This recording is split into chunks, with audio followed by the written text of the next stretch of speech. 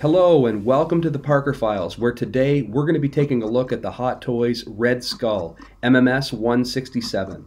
This is one of the earliest Hot Toys in my collection, and it's from the movie Captain America, the First Avenger. For the packaging, Hot Toys have gone with a shoebox style and incorporated the look of Red Skull's long black leather coat, along with a large Hydra logo stamped on the front, and the combination is stunning. The name Red Skull isn't noticeable at first glance, but it's unmistakable who this figure is. The deep crimson red color of the Hydra logo looks amazing, and they've raised the logo, which creates the illusion of a patch stitched into the jacket, and it looks fantastic. You also see some buttons on the corners of the box to continue the leather jacket aesthetic. The Captain America and film branding on the bottom of the box, even though large, is subtle due to the colors used against the predominant black and red. On one side of the box you see the continuation of the black leather with an accent of a red stripe, along with a nice portrait of the figure with Johann Schmidt in his Hydra uniform. On the other side, they've altered the graphic detail to incorporate a large red stripe down the entire box and a smaller portrait of the Red Skull along with the product code for the figure. On the back of the box, as always, we get the credits to the cast and crew who bring Red Skull to our shelves, and a stunning portrait of the Red Skull against an all-red background. And I think this image captures the sinister look of this famous and intimidating villain perfectly.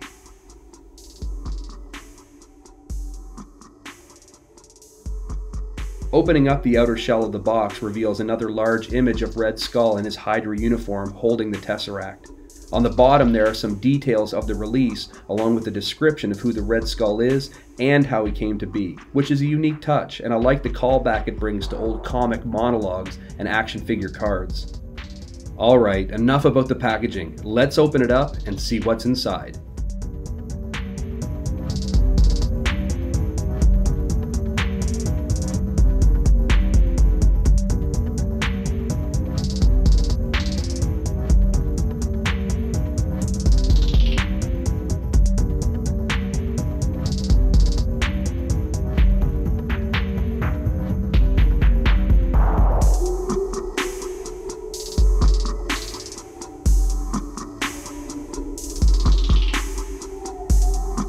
Here we have Red Skull out of the box, and I have to say, when it comes to the MCU, a lot has been made of the villains, and the majority of them being underwhelming characters in the overall story. And as a result, Hot Toys, for the most part, has been reluctant to give us a lot of the villains. So on one hand, I'm really thankful we got this release at all. That said, this figure is a bit of a mixed bag for me. There are some high highs and some low lows. Starting from the ground up, and one of the major lows, this figure is really difficult to stand up without the stand. Personally, I'm not a big fan of figure stands and prefer to have my figures posed in scenes with dioramas, and so for me, the overall sturdiness of this figure is beyond limited and disappointing. The boots are a nice soft leather style material that have a worn-in look. The stitching detail looks great, as does the buckle and strap along the top. I would have thought these should have been a little shinier for a more military dress uniform look, but compared to the rest of the uniform, it looks to be on point. Moving up, we get a closer look at the pants of the Hydra uniform. The fabric is fairly heavy, which has some pros and cons. On the positive side, they hold the pleat down the center nicely, and the material poses no concerns for damage in more dynamic poses. The gray looks screen accurate, and the fine details in the stitching combined with the black leather accents down the sides finish off the look nicely. On the other hand, these pants look just a little too bulky or baggy in my opinion. The fine details continue to stand out as we get to the upper body, and this is where more of the mixed bag of reactions comes into play for me. The material, while I think it carries the color and feel of a uniform very well, the material is just too bulky, and here, even more so than in the legs, it puffs out in certain areas and doesn't hang well. This for me is a major detractor from some very nice details in this jacket part of the uniform that should be pointed out. The fine accent details of red and black lines all over the jacket stand out and look really good, as does the straps and buckles along the arms. The red Hydra symbol on the upper left arm stands out and it looks really good. The leather style material on the collar, shoulders, and the main flap of the jacket look really good as well, as do the buttons. The criticism I have is that the collar is just too big and it doesn't sit well against the neck for a natural look. The belt completes the look, and what I don't like about it is that it draws attention to the waist, and I feel like Red Skull appears to be too skinny. That said, what I love about this belt is the detail in the buckle itself. The raised Hydra logo on the buckle stands out and it looks perfect. As always, when it comes to hot toys, the head sculpt is what gets the praise or causes the biggest commotion in the collecting community. And in my opinion, these head sculpts, that's right, Red Skull comes with 2 head sculpts and they are the figure's greatest asset. Here we have the Red Skull head sculpt and this looks incredible. The personality and expression of Red Skull is spot on. He looks sinister and menacing and I love it. The sculpt itself is incredible and provides ample opportunity for exceptional paintwork, which is what you see here. The detail in the indentations of the skull as well as the eye sockets, it's incredible. There are also fine details in the sculpt that are easy to overlook, like the subtle lines on the dome of the head and the wrinkles in the back. It may appear as though the eyes are looking up, but that's only an illusion from the camera. In hand, it looks more straight on. The only gripe I have with this head sculpt is the visible seams on the sides, but that's a small critique against a head sculpt that captures the likeness and personality of Red Skull perfectly. So, for a rating of this Red Skull head sculpt, personally, I'd give this a perfect 10 out of 10.